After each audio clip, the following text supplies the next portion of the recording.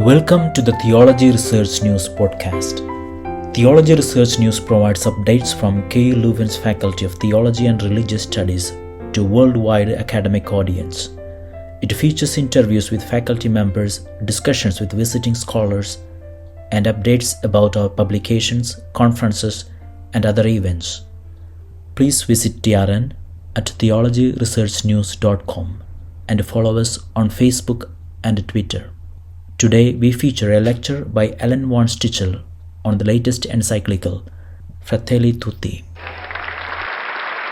There seems already to be agreement on the fact that Fratelli Tutti, the new encyclical of Pope Francis, is the third major document of his pontificate. I don't take into consideration his first encyclical, Lumen Fidei, for it is no secret that this text was mainly written by his predecessor, Benedict XVI, and Pope Francis simply finished it. Rather, the new encyclical, however, must be seen in the context of his social thinking, as expressed in both the apostolic exhortation Evangelium Gaudium on the joy of the gospel and evangelization of 2012 and the encyclical Laudato Si of 2015. Evangelium Gaudium departs from and deals with our relationship with God and reflects on the task of evangelization, which includes a social dimension, as the fourth chapter argues. Laudato Si, on its turn, starts from our relationship with creation and how this problematic relationship reflects also some distortions in our human relationships. And so now with Fratelli Tutti, the Pope focuses on our relationship with one another. It remains to be seen whether it's its final piece, but we could consider this triptych as Pope Francis' particular contribution to Catholic social thought. Consequently, I believe this encyclical cannot be seen in isolation from the others. In the same way we read in Evangelium Gaudium and Laudato Si about our interpersonal relationship, this means, I think, that Fratelli Tutti is not an accumulation as if it should have repeated everything that Laudato Si, for example, said about ecology. We have to read them all together. As one part of the triptych, what does this new encyclical contribute to Pope Francis' social thought and to the Catholic social teaching in general? What I want to argue here is that in light of his whole pontificate, this encyclical does not so much offer new contribution to Catholic social teaching.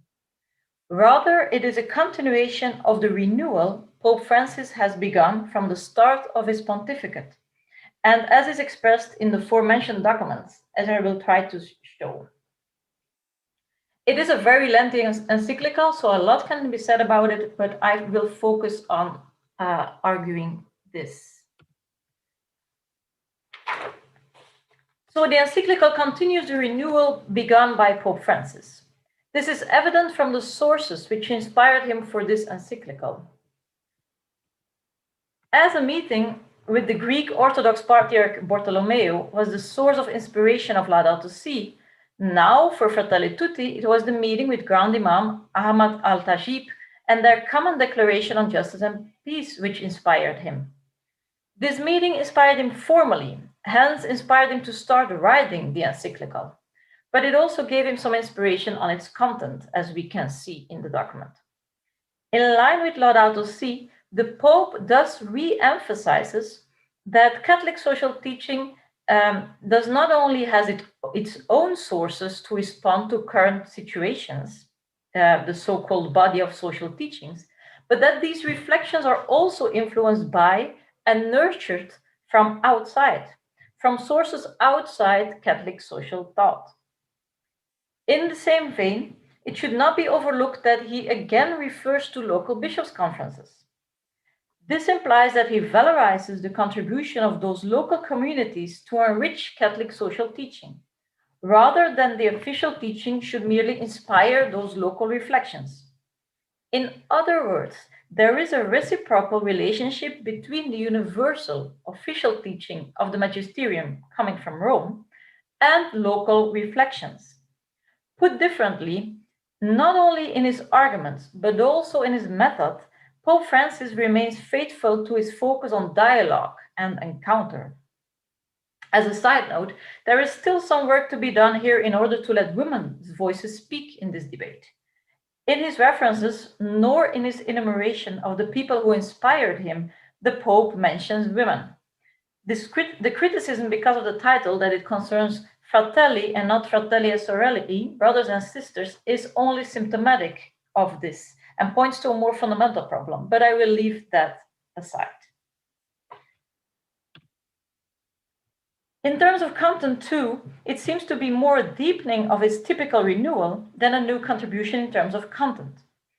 Generally speaking, because he touches on a lot of themes, the Pope describes the paradoxes we currently live in. We have the impression that we live in a more unified world, think of the globalization of economy and technology, but nothing could be further from the truth. The former, globalization, all too often leads to standardization and a false universalism, he says, that looks down on private cultures and lifestyles. The second, technological developments or digitalization, perhaps gives the impression that we are interconnected. But as was also referred to in the message of the Archbishop, it's an illusion of communication, because here too we limit ourselves to like-minded people who confirm our own right and thoughts instead of questioning them. And so it is more about what the Pope calls parallel monologues than a real dialogue and encounter. This turns out to be symptomatic for our time. On the one hand, the economic and technological possibilities and freedoms seem limitless. And at the same time, we build walls everywhere, virtual or not, digitally or psychologically, to protect ourselves against the barbarians, as the Pope indicates in paragraph 27, because we see the other as a danger and a threat. The result is that we lock ourselves in a nationalism that can be called a local narcissism, that we fold back on ourselves and on our own group identity. As a side note, it is remarkable that although the letter is partly situated in the context of the current pandemic, the coronavirus, it only mentions this once as a virus. The even more harmful viruses are, however, those for which we are ourselves responsible for their spread, namely those of racism and radical individualism. And I'm not going to read the quotes because it would take me too long, but I just refer to them in the paragraphs. You can read them as well. But here you see that he mentions racism as a virus, and he mentions radical individualism as a virus today. But there is a vaccine, although the Pope does not use that word himself. We have love, whether we call it social friendship, political love, or fraternity, or maybe all of it. A love which makes us open to the other, and in which the encounter is no longer merely a confrontation, but also and above all an enrichment. Only in this way can we succeed in creating a world built on fraternity, so that, as Pope Francis indicates, and I quote, God willing, after all this, we will think no longer in terms of them and those, but only us. Unquote, paragraph 35. This love is expressed in the parable of the Good Samaritan. It is striking how the Pope reduces all the diversity and distinctions we make in our coexistence to this one distinction, also mentioned already by the Archbishop. Either you belong to the group of bystanders who indifferently continue along their road and do nothing, or you stop. You let yourself be touched by those hurted fellow human beings and you roll up your sleeves. That is the only distinction, the criterion that matters. The decision of exclusion or inclusion, the Pope says, against which our social, political, economic, and religious projects must be judged. So, which side are you on? Is the implicit question that Pope Francis asks each of us here. Which side are we on? Which side am I on? Is the encyclical innovative in the light of the rest of the tradition of Catholic social thought? I saw my colleagues from across the globe look for the new thing in this encyclical. I'm not convinced that it is so new. In my opinion, the contribution of the encyclical lies not so much in its innovative character, but mainly in the continuation of his renewal of Catholic social thought, and also in its deepening of his understanding of this thought. The Pope undoubtedly makes choices, stresses what the focus should be. Often, Catholic social teaching tends to be so nuanced about certain issues that the ambivalence remains. Comfort the critique that everyone can read anything in these documents, as long as you stress particular paragraphs and leave out others. Pope Francis, however, clarifies a number of issues where for him the choice is unambiguous. And I'm just going to give you 4 examples to show this. First, the question of the role of private property. Whereas Catholic social thought strikes a balance between the importance of private property for personal well-being and personal development on the one hand, and the common good or its social function on the other hand, commitment to the good life for all, Pope Francis radically chooses the latter. The universal destiny of goods, and hence the principle that God has destined the earth so that all may enjoy it and flourish, is primary. With remarkable quotes from the Church Fathers, he clarifies his vision. In paragraph 119, he writes, St. John Chrysostom summarizes it in this way: not to share our wealth with the poor is to rob them and take away their livelihood. The riches we possess are not our own, but theirs as well. In the words of St. Gregory the Great, when we provide the needy with their basic needs, we are giving them what belongs to them, not to us. Hence, a focus on the social function of private property and of the universal destination of goods. A second example where he's unambiguous about is on the legitimacy of war.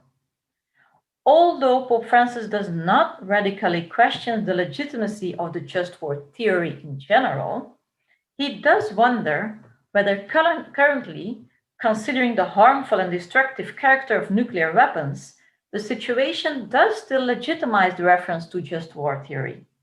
In other words, the circumstances have changed in such a way that the reference to the notion of just war seems inapplicable and unjustified. And we see that in this quote, where he writes, we can no longer think of a war as a solution because its risk will probably always be greater than its supposed benefits. In view of this, it's very difficult nowadays to invoke the rational criteria elaborated in earlier centuries to sustain of the possibility of a just war. Never again war. Second example. A third example where he makes an unambiguous choice is the question of the relationship between neighbor love, charity, and justice.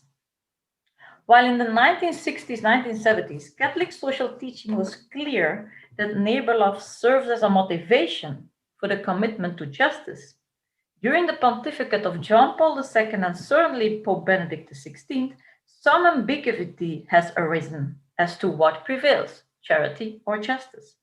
Should we not rather give priority to charity as combating the symptoms rather than to justice, which aims to tackle the structural causes of poverty, of inequality, etc.? Pope Francis confirms the vision he expressed on the subject earlier. The universal social and political love that our world needs is expressed in a commitment to both, but also to justice. Hence, he aligns himself to the Catholic social teaching of the 1970s, which had a stronger justice discourse. And this is a quote, a very long one. I'm not going to read it completely, but it's interesting because he makes the distinction here between treating the symptoms and tackling the causes. For example, in the midst of the quote, he starts giving this example of it's an act of charity to assist someone suffering, but it's also an act of charity, even if we do not know that person, to work to change the social conditions that caused his or her suffering. And then the example comes, if someone helps an elderly person cross a river, that's a fine act of charity. Okay. The politician, on the other hand, builds a bridge, and that's also an act of charity. But tackling these more structural causes is an act of justice. So both go together. Last example where I think he's unambiguous is on the public role of the church. It must be public, going beyond mere preaching and charitable praxis. More than once, the Pope hints that our faith must be given substance in everyday reality and thus in our actions. Moreover, it's an action that supports the construction of a more just and peaceful society. Hence this quote. And it was also referred to by His Eminence the Archbishop. The Church, while respecting the autonomy of political life, does not restrict her mission to the private sphere. And further on, he continues, neither can they renounce the political dimension of life itself, which involves a constructive attention to the common good and a concern for integral development. To conclude, viewed from the perspective of Catholic social thought, the analysis that love can be public and political, even more so should be public and political, may not seem so new. Just like his analysis that we have already come a long way with freedom and equality, but still fall short if we do not take fraternity into account. Because without fraternity, we will never be more than just living side by side, separated from each other, without belonging, how equal and just it may become. Also, Francis' attention to what this means in terms of migration, that hospitality and human dignity are primary over the rights and interests of nations, for instance. And also what he thinks on politics with a view to carrying out analysis and taking measures for the most vulnerable is not really surprising, given the rest of the tradition of Catholic social thought in general and his pontificate in particular. However, taken from our present time and its social and political climate, characterized by what the Pope defines as populism and neoliberalism, the first time a Pope mentioned these tendencies, it sounds like a welcome relief, the encyclical, as does the hopeful perspective of Fratelli Tutti.